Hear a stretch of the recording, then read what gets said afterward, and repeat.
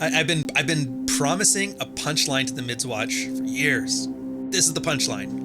Between the time when the oceans drank Atlantis and the rise of the sons of Eras, there was an age undreamed of, and onto this, Ryan Stone, destined to bear the jeweled crown of Aquilonia upon a troubled brow. It is I, his chronicler, who alone can tell thee of his saga.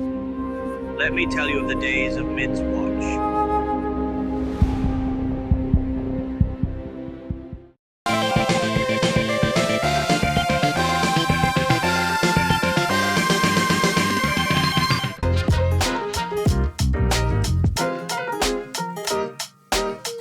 Welcome, guys. It's Mids Watch. It's Ryan.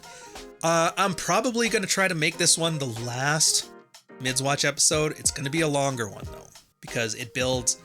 It's a giant meta conversation, a fundamental understanding of how the red pill works the way it does, how I do what I do, ultimately how you do what you do, and how you get it to work in your relationships, your marriages, or just your one-night stands, whatever.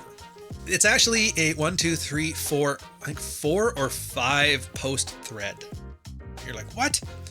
It's because there's some background to it. So it starts off with with a couple fairly controversial ideas. The first one is about a guy asking, hey, for guys whose wife's cheated on him, he stuck around, what's it like?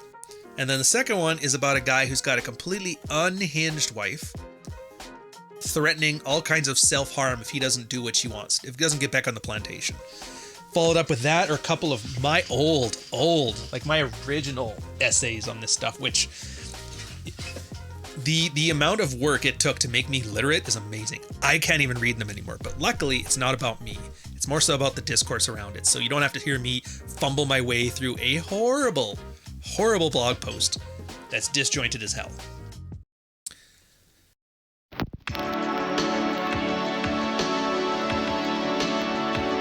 So we'll start off. I've got it for the most part in a structured order, even though it's not quite in in the order of sequence. And this is over a period of like a month. So this first guy's asking, hey, married guys, some of you decided to stay with your wife after you found out she cheated, maybe multiple times. Maybe it happened when you were, blue pill before you found this stuff, but no one's admitting it, at least from what I could find. I would love to hear a perspective from those who stayed and why and how's it working out. Oh yeah, okay, so there's another tall tale that I've been talking about here, and that's the guy, the ultimate cat. And everybody's always wondering, how does he get to the way he is? He's a very caddish guy. He was cheating on his wife, sleeping with everybody in the neighborhood, didn't trust her around the kids, didn't want a divorce except for on his terms. So here's his origin story. And this is why it sucks, because this is like the culmination of like 30 episodes of stuff that's like a piece here and a piece there. So yeah.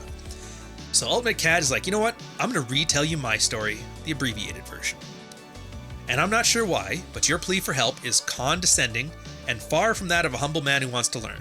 So try politely asking instead of accusations the next time and see if you catch more flies with honey. About 5 years ago, I found a condom in my medicine chest. It wasn't mine. I accused her and was met with every lie in the book. Zero acceptance of responsibility, and I was just shamed because I didn't trust her. I had just started my dream job and I had very young kids at home, babies, toddlers. I was stressed out, a chubby loser, and who didn't see what option I had except for to suck it up and eat that. No hamster, just a rational decision that I had no cards to play. That's what I saw growing up. It's not an excuse, it's an explanation of my weakness. And a couple years go by. It's a very typical marriage. Work, stress, raising kids, monthly sex that wasn't very good. I did not like my life very much. Then I accidentally found a Return of Kings article. Good wife, bad wife, something like that. The good wife seemed like an absolute fiction with her sweetness and compliance. The bad wife was literally my wife. I read more, I found the red pill, I began lifting, reading, holding frame, and posting under a different username. So with a bit of red pill knowledge, I hacked my wife's Gmail and read everything. She had maintained friendships with men, both orbiter losers and former boyfriends who wouldn't commit. Now I could never prove infidelity, but I had many lies exposed, and that was good enough for me. The bitter pill went down for good, and about 6 months later, I had finally shed my anger. By the way, he didn't. Oh, he so didn't, but he was residual anger. That's a whole other thing, right? Where'd I go? It turned out funny, as now I have the balls, deep in married women, and hearing about their emotional emo husbands. How they were needy and indecisive, jealous and controlling, and fat too. Read my top submissions for more detail. Some were heavily upvoted and had wonderful commentary.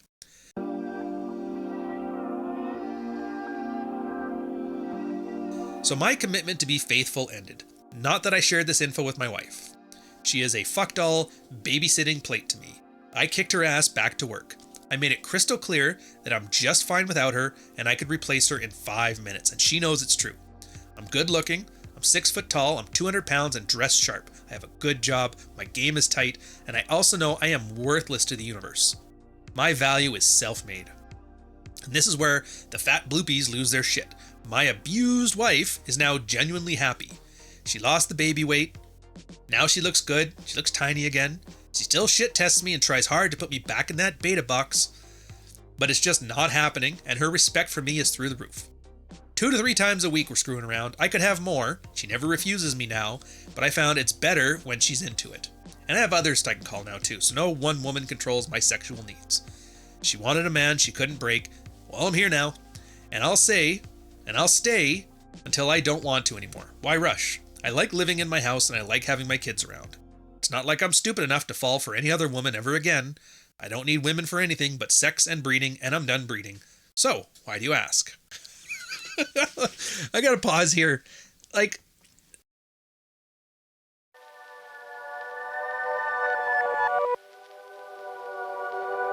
everybody always wonders, what do you mean by the gynocentric social order? What do you mean by the feminine social imperative?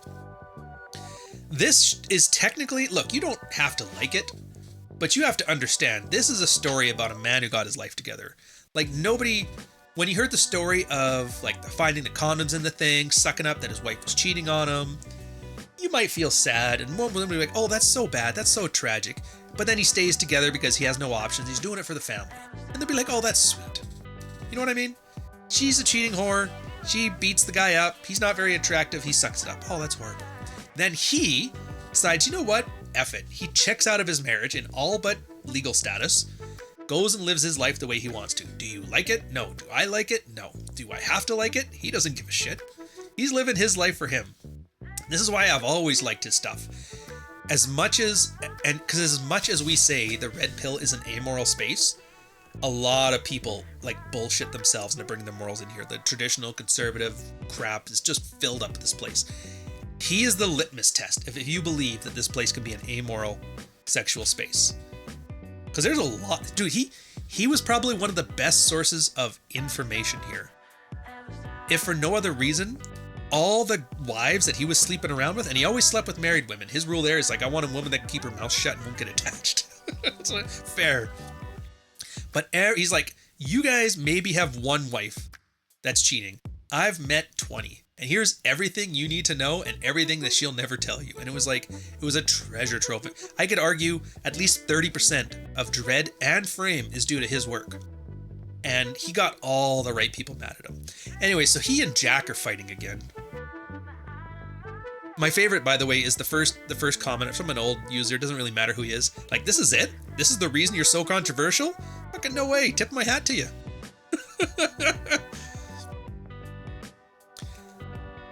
And so it's like, and then Jack's like, you know what? The only controversial thing is that he projects his wife bullshit onto the entire female gender. His ego can't handle his wife's a shitty person. Blah, blah, blah.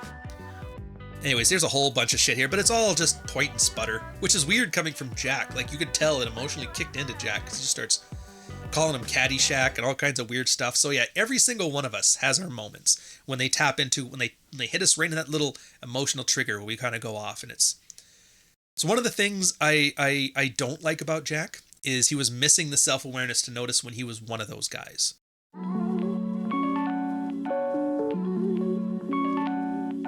You know, other people are like, you know what, that financially, that was a sound decision, that was a smart strategy, blah, blah, blah. And then he calls him a bundle of sticks. So we're going to skip to the part where it gets to our little fight. Where I'm like, oh yeah, you don't judge Cad. Then you sit here, my main beef with Cad, and then you proceed to judge him. He's like, which one is it? Blah, blah, blah. this, blah blah blah that. You know what? All of this stuff is just fighting, infighting, emotional bickering. It's not really important. Here's what you do with that though. You still have the same work as everybody else. He had no boundaries, no assertiveness, no value, or she would be afraid to even bring that up with him. So work on that stuff and then worry about your specific bespoke situation. Now, Jack does the opposite. He looks at this, he gives a great narrative structure, a mental model to encapsulate the guy's entire path, as well as a way of head and the things he's doing. Ultimately, we get to the same place just through very different methods. So I chime in. She said, I want to be with a girl alone. And I'm like, you know what? Wish her luck. Go work on your pathetic frame and your self-worth. I mean, I could read and comment on the rest of the stuff, but do we really need to?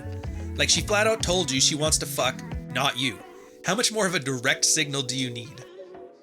Well, okay, there's a few more. And he's like, I love my wife though. And I'm like, no, you don't. You're just scared of being alone. And she's like, I fear. And he's like, I fear that I'm being unreasonable and actually being pathetic, childish, selfish, and sexist. I'm like, you are, but not in the way you think. And the idea here was like, forget all this stuff. You have a bunch of like very clear things to work on. Get on the sidebar, the same stuff I've been preaching for like 10 years. Fix this stuff, and this thing will sort itself out one way or the other.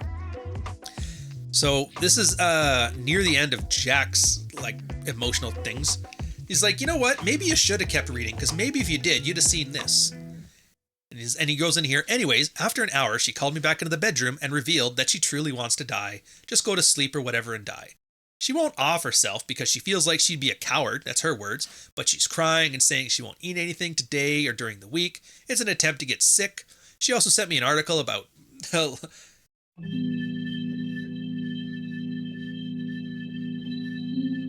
self-deletion and tendencies, took 3 sleeping pills and asked me to read the article. Now she's sleeping on 3 Xanax and I'm completely lost at what to do. He's like, these are potentially the words of a wife with a profoundly mental distressed person exhibiting dysthymia, whatever the fuck. An incredible narcissist faking the above for manipulative purposes, or somebody nursing constant outward and inward hostility because she's married to someone of a different sexual orientation than she'd prefer. Look, can we please all say this extreme ownership stuff, while great at ripping out the feelings of entitlement, codependency, and self-pity that we've been preventing a lot of men from strengthening their weak frames, can be taken too far? Marriage has ultimately involved 2 agents with free will and self-determination. Anyways, he preaches a lot about this stuff. And yes, this guy wrote the most victim pukey thing I've ever seen, but this whole own your shit, do your thing, don't worry about what you think is useless for this guy. The right answer is, and we had a nurse that was one of the guys here, he was talking about like the prevention hotline, stuff like that. Then he brings up, well, there's a chance that she's actually just a lesbian who's not comfortable with this because they live in a country where they're not accepting of it. Your very standard like progressive thing, like, well, you need to be supportive of it.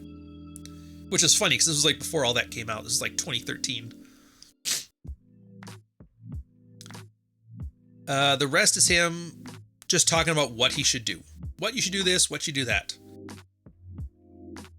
I guess, you know, and instead of reading like 20 minutes of just blather between the two of us, because these arguments all get the same way, it's mostly posturing, it's completely ridiculous. Here's the gist of it. Everybody, and this is one of the problems that the Married Red Pill has always had, and most guys have, is that once it comes to a girl that has actual problems, guys are instantly like, they can't help themselves, but I can fix her. The conversation totally got spun into in a male sexual strategy forum of, well, what if she is a lesbian? What help could she get? The thing here, and everybody has to do that obligatory, here's the prevention hotline so they don't try to off themselves, which is more of like a liability statement anyway, as opposed to actual advice. Like, everybody knows about the hotline. You're saying that so that way nobody could say, look, you wanted them to off themselves. Like, no, I didn't. I gave the phone number. My job's done. And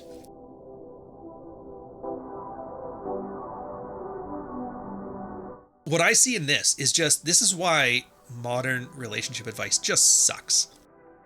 Everybody now is worried about all the details that don't matter. This place had a very specific scope. Male sexual strategy, positive male identity. Whether his wife's a lesbian or suicidal, like, none of that fucking matters. None of it matters. That is completely out of scope. And even if it is applicable, we're a bunch of random nobodies on the internet. Do we really think we have the chops to like fix his wife's lesbianism one way or another? No. So why would you even wonder about what our position is? This place is here for sexual strategy, so here's the thing. He has no boundary. He has no boundaries. He has no ability to enforce himself. He has a wife that's sexually uninterested to the point which he'd rather go muff diving. Like, all of that stuff. Fix that stuff. Whatever this problem is with the lesbian and the sleep, and let's face, three sleeping pills. There is content creators that names rhyme with Mac Herfy that used to take like 3 Ambien with a bunch of booze just to go to bed. It's like, don't tell me it's like this was a legit attempt. But whatever, it's not the point of it. Everybody was so worried about going off topic, helping a woman. It's not the first time it happened either. Vampire Squid, the girl, and it's in the book about the case of the red wine. Same thing. Girl comes in, gives everybody a blast of shit because her husband used to be so sweet, now he's a prick, and everybody was jumping over themselves to help her out, help her understand, make her understand. We left Rule 0 so quickly, and that's why I'm always cognizant of that when you see people nowadays. Always keep Rule 0 in the back of your mind because guys will drift. A lot of guys still pine for the day where women defer to them. They still pine for the day where they get the validation they're needing. They think that if I just give her the right amount of information, she'll understand what I'm saying and upvote my posts and everything will grow. Like, none of that matters. None of it matters. And this is where he starts getting frustrated. He's like, look, there is an offing themselves attempt and a potential LGBT. Like, we can fix this stuff. We are amazing. We are smart. I'm like, fuck off. I don't care. So that's the second example of this. And they kind of culminate in... Did I want to use this one too? No. So my posts, and I'm not going to talk about them now. They're long gone. And the first one was about turning off your brain. And the idea that, the guys that just get it, they don't overthink things. The guys who don't know what they're doing, they love to overthink things because we develop narratives. Why am I so unattractive to my wife? Why am I this? Why am I that? A guy will build an entire Lord of the Rings trilogy in his head to explain his dead bedroom. Go to the dead bedroom subreddit. You'll see. They build up a vernacular, low libidos, high libidos, all kinds of like random terminology, and all of it is just designed to make them cope with the idea of not being attractive. Right? So my point is, stop overthinking this stuff. And then I'm like, I wrote like 5,000 words to get there, so I get it, but we can't all be Jesus, which, it's my attempt at humor.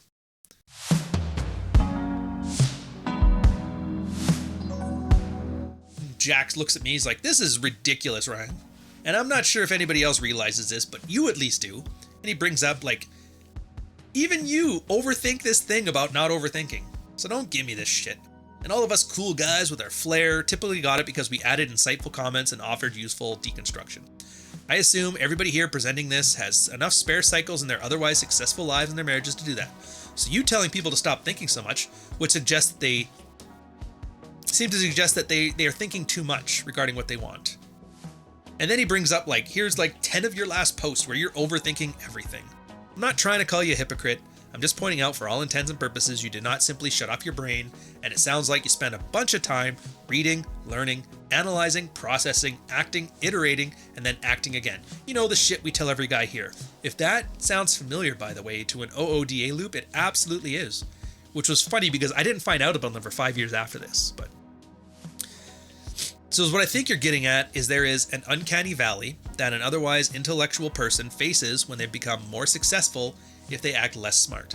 In my own series of verbs above, they got stuck in the analyzing and processing stage and not enough on the acting iterating.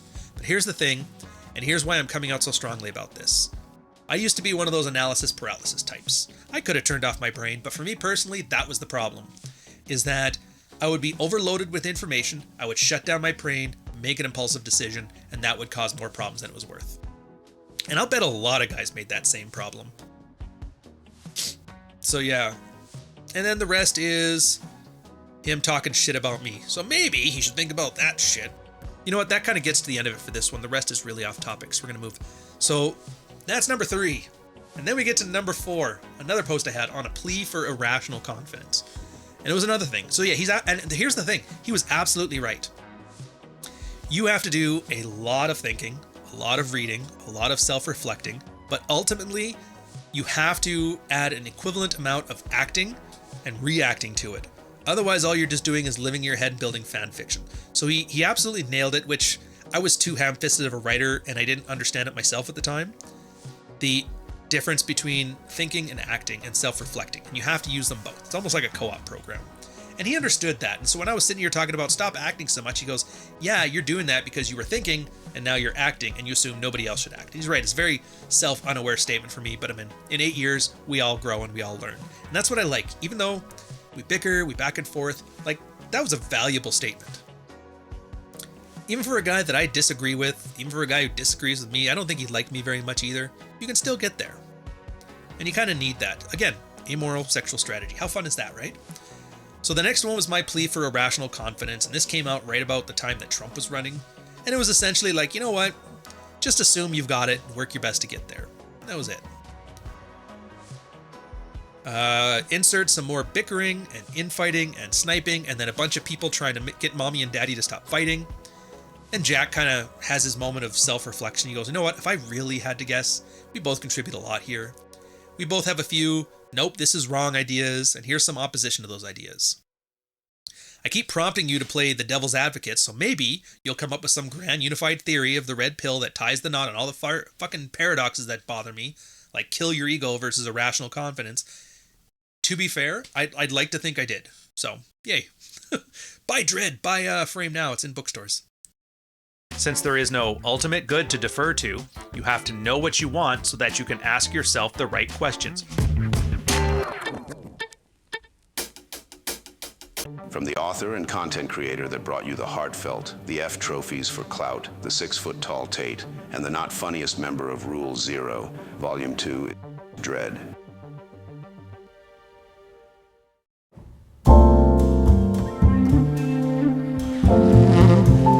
So when you've been here long enough, you notice it doesn't take much to influence the thematic ideas.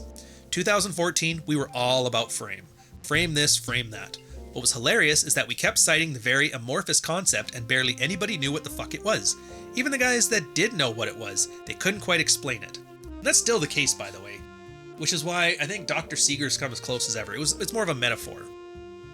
But the idea of frame being your way of understanding the world around you and acting in your own best interests, and even that doesn't do it justice. It's one of those things that once you have it, you get it. Not reacting, not overreacting, but doing it so deliberately, stuff like that. Anyways, Wine More Please had an anecdote about some kid who was broke and starving, so he just walked into a store, grabbed an orange, and walked out. Security guard glared at him, the kid glared back, and the guard did nothing. Makes sense. Assert your reality in that environment. But there wasn't much in that idea, and your comments like stop operating in your wife's frame. So then, somebody, I think it was Family Alpha Hunter again, told us to stop throwing around the word frame like candy. When your wife bitches at you, why aren't you pulling up Google Maps on your phone? You're going to miss the turn, we're going to get lost. When that happens and you stay calm and say, relax, I got it, that's not maintaining frame, that's just being stoic. Which is true, stoicism and frame are not the same things. And we've had a bunch of good discussions on it, but for a while it was like the Pythagorean theorem. Blah blah blah, triangle man, whatever. And then we were on a big stoicism kick for a while. Stoic this, stoic that, except for some guys thought stoic meant respond to your wife with a deadpan monotone at all times. Learn to be kicked around like a punching bag without reacting. And this is the time that I started coining the term half autistic retard. I forgot about that too. Anyways, summer 2015, and now we're on this dread kick. You're not getting what you want from your wife? Dread. Still not getting it? More dread. Ultimately, dread's intellectual origins are from the red pill subreddit, which meant it was mostly just bullshit mind games. Flirt with cashiers in front of your wife, dozens of blowjobs to come. So we figured out that was ridiculous. And you just see distinctions now between active dread, passive dread, and I still refer to the professors I guess we'll refer to mine now, but yeah. Anyways, you get it. If you've bought the book, you get it. And then Hunter Drew brought us to the extreme ownership Will Jocknick era, which, by the way, died. Nothing came of it. It was just a bunch of noise. So now, early 2016, and now we're talking about AWALT, isn't AWATS. So all women are like that is no longer all women are are that shit. And it sank in maybe that women weren't uniform automatons created by hive mind feminine imperatives, which was a surprisingly large intellectual leap. And AWALT isn't such a radical idea. If you're a loser and your wife would leave you, and fuck a loser. If you only bring your paycheck to a marriage, then you're still a loser, blah blah blah. And it's like the only immutable idea here is, do you even lift, bro? And it's, to be fair, the only thing that no matter what people agree or disagree on, lifting. It's the only thing we can all 100% agree on, which is why it's the fundamental thing. If you can do that, everything else is possible. Anyways, he goes, yeah, and I'm just doing all this shit because Ryan pissed me off. He called me, his name is Jack 10 of Hearts, and I called him a 7-2 offsuit, and he's like, I hate that poker reference. I'm like, all right, fair enough.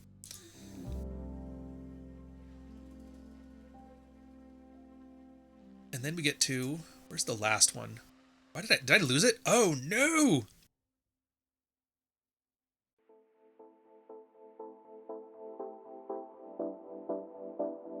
To continue. So it finally culminates in the battle of who could care less. The battle of who could care less. So it was, people had a chance to reflect on that guy whose wife tried to take sleeping pills and off herself. And they had their own kind of theory from this. So this train of thought was sponsored by a recent exchange between Jack and Ryan. Also, I'm piggybacking some of the comments from a lot of the other guys here. In one corner, and ultimately this gets to a fundamental understanding of how, like, what process works the best for the red pill, and you'll kind of get your own answer from it. So in one corner, we have the hardcore red pill guys. Think of them as your own personal drill sergeants. That's Wine More Please, that's Rule Zero Dad, that's the Ultimate CAD. Are you fucking up, Private? Because this, fix all this stuff. And in the other corner, we have Dr. Freud himself, along with some real doctors. That was S-Curve Much, that was Jack 10 of Hearts, that was Irate MD. A lot of names, you may not know them, it doesn't really matter. And they want to peer into your soul, poke and prod around to find what they want. So in this recent exchange, the two sides sometimes seem at odds, but in practice, they're complementary. They each offer their own stepping stones to help men get up, to work on masculinity and blah, blah, blah, because sometimes you need a kick in the ass, sometimes you need the guiding hand of a dad, so in short, welcome. And he's like, yeah, so the nuance between guys like Jack and guys like Ryan is that they treat each post as a unique, individualized case, where guys like myself and Ryan treat the situation as more generalized. So for me, the individual manifestations of somebody's ego and insecurities don't override the root cause. Therefore, the root cause's diagnosis is eventually the same, and addressing the individual symptoms is a poor use of time. When Jack posts, he starts at the symptoms and distills it to a root cause. This means the method is more individualized, it also takes more time, and I think all the symptoms are bullshit, would rather cut through it. I will say this though. Over the years, the guys who dealt with symptoms first and then got to the root of it, they're all gone. They all burnt out, left. The guys who dealt with just the core stuff and then didn't stress about the individual stuff, they're all still here. Rule Zero Dad's still here. One More Please is still here. I'm still here. So say what you want, but 8 years is a lot of staying power. And then I kind of comment, essentially to think they're the same thing. And for like the whole lesbian one from before, I'm like, you know what? That stuff's just out of scope. Do you really want us to opine on this stuff anyway? And then Jack's like, you know what? I'm Jack's humble pie. All right, I figured out why Daddy and Mommy were fighting. So we disagree on the premise. Ryan's saying all the details of situations are fucked up enough, and if the op is incapable of starting with the basics, then the details don't matter anyway. And I don't disagree with that. There's a victim puke and the guy gets the old ass kicking, I'll just click the upvote and move on. The main reason I jumped down his throat was because he had a sexually confused, suicidal wife in the comment, didn't even read the whole post, which meant it was completely unaddressed, which caused me to rant on that principle saying, is it too hardcore if you don't even read the whole thing? Then I got annoyed, and you notice there's a lot of deering, and he goes, essentially my critique of him boils down to, can't you do better than that?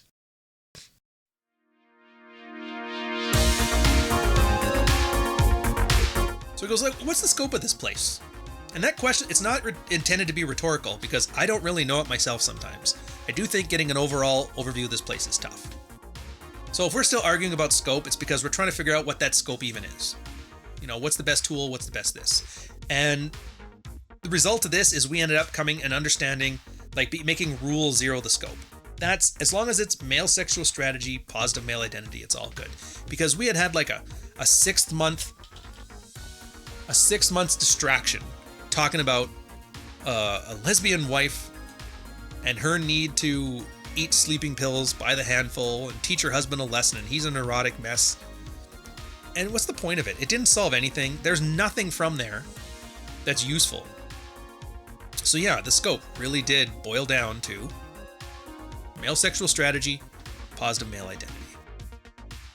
Hey, so the final bit of this stupid beef that nobody cares about is 8 years old, fundamentally did change and alter the way the married or the red pill space had like designed itself and the ramifications we still feel today, which is awesome. It's just hilarious how like some of the most basic concepts like Rule 0 come out of just a bunch of internet nerds yelling at each other, calling each other cucks. I don't know why. It just makes me laugh. So it was another beef on some other example of guys, oh, well, the girl is really stressed this time, so we better change everything. So I'm like, I chime in and Jack, like, look, man, we disagree on a bunch, so I'm going to assume it's because of a trait we both have where we assume we're smarter than we actually are. I kind of like that about you, really. I deal with it by being a little self-deprecation, and you deal with it by being your own devil's advocate. I know Archwinger and Cad are regulars on this old subreddit they called Female Hate, which was just pure unadulterated misogyny. They loved it though, so I'm like, whatever. It's no different than you see like the fresh and fit shit now. So there was a fresh and fit back then. They just called it Female Hate. I've ended up in threads and comments in the friends queue. It's not productive, but they need to blow off steam, so I really don't care.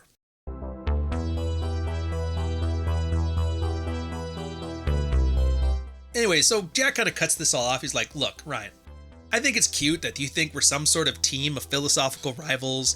You may want to note that I don't view you nearly in the same light. Your views are mostly egocentric to the point of being intellectually childish. You cling to this married red pill Highlander mentality where anybody contradicting your ideas causes you to go full retard. Just like this thread. And you apparently believe there's some actual red pill canon, even though we've mocked that idea so often that even Frenchie parodies me for using that word so much. You take such pride in your hardcore red label, yet fail to realize what I say and other hardcore guys are mostly identical. Your advice in every single thread could be distilled with, have you tried being me? It worked for me. Which I assume is why you struggle with so much criticism in general. Any viewpoint's different than yours. You literally are your advice. Ideas that may work for another man can be threatening to you, and even though practical, the impact to your life is zero. None of which I'd have a problem with, except for you really don't challenge my ideas directly. You say I'm wrong, often, which by the way, that's what eventually set this up. I called him the cold, sober second thought. Like, he might be wrong, but do you know why? And there's value in finding that. This is a cool thing. Even though you mean I disagree with you often, and you rarely raise those disagreements. Except, bizarrely, when it comes to any spat between me and the Ultimate Cad, where you don't hesitate to launch yourself to his defense.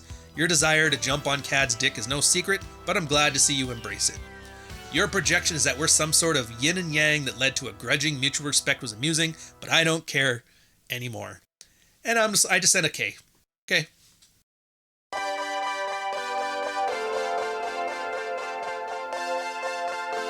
Which was funny because after that he was like, I'm being an idiot. So that was a bunch of like nonsense, right? Okay, killed this, by the way. No more arguments. Everything was great at that point. Because it's fundamentally, I kind of want you guys to understand something here. And I know it sounds like, I'm like, wasn't this great? It's not what I'm getting at. These fights are all ego. All of them. Jack didn't like it when I said he was wrong on a lot of stuff, but his value was in you being able to understand why he was wrong and use your own thinking. My problem with Jack is that he wasted so much time on people, like most of the guys he gave advice to that I've been talking about in the last 100 episodes, they were just one-off posters. They never came back. It was a completely, like there was so much work that other guys could have used that were still sticking around there. He didn't spend any time on them. He wasted it. Pearls before swine. And all these fights are usually just, they always boil down to some like more moralizing point and sputter. But that was really, I would say, I don't know if it's the first time, but I'm going to call it that for, rhetorical effect here. It was the first time that we realized that our actions outside of the marriage reflect how we're able to apply the red pill within our marriage. What the hell does that mean? Well, holding frame. It's what I had just said was all of this stuff. And this is the punchline I've been telling you guys about for forever now. Jack didn't know what he was doing any more than the rest of us did. None of us knew. I've been sitting here at him for like hours, telling you about his wise thing here, his wise thing here, and now I'm here telling you, knowing full well that I knew this at the start. He had no idea what he was doing.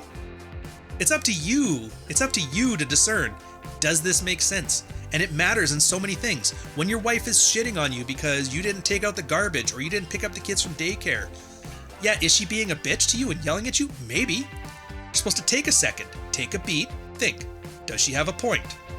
If the answer is yes, well then address the thing. If she doesn't have a point, then she's just being emotional and you just disregard it. And that's where that K is. That's what that K is. He accused me of being my ideas, have you tried being me? It worked for me. And I actually thought about it. I'm like, is he right? Am I just being like a big egotistical dick on this one and assuming whatever I'm doing is the path? No, not really. Nah, not at all. So yeah, I'm like, all right, fine. If that's what you think. And it truly didn't bother me. Because it was exactly what it was meant to do. It's meant to make me think. This person labeled a critique on me. Do they have a point? Am I self-aware enough to know if they have a point? I said yes to both. And, it's been 8 years. You tell me. Am I still the guy telling you to be like me, it worked for me or not? I don't know. And this is what I kind of want other guys to do, their own self-revelations like this, right? Was Jack mad at Cad because he was cheating on his wife? Yes. Was all of his intellectual arguments about it based on his emotional knee-jerk reaction to that being mean to that girl? Yes. Did he completely ignore that the girl was absolutely a horrid wife to him up until the point where he turned into a horrible husband, at which point, for some reason, she had the right amount of neuroticism to where that made her the best wife ever. Once she had the husband that was sleeping with every girl in the neighborhood, she turned into the Stepford wife. I don't understand it. It worked for him. Great. I'm going to learn from as much as I can.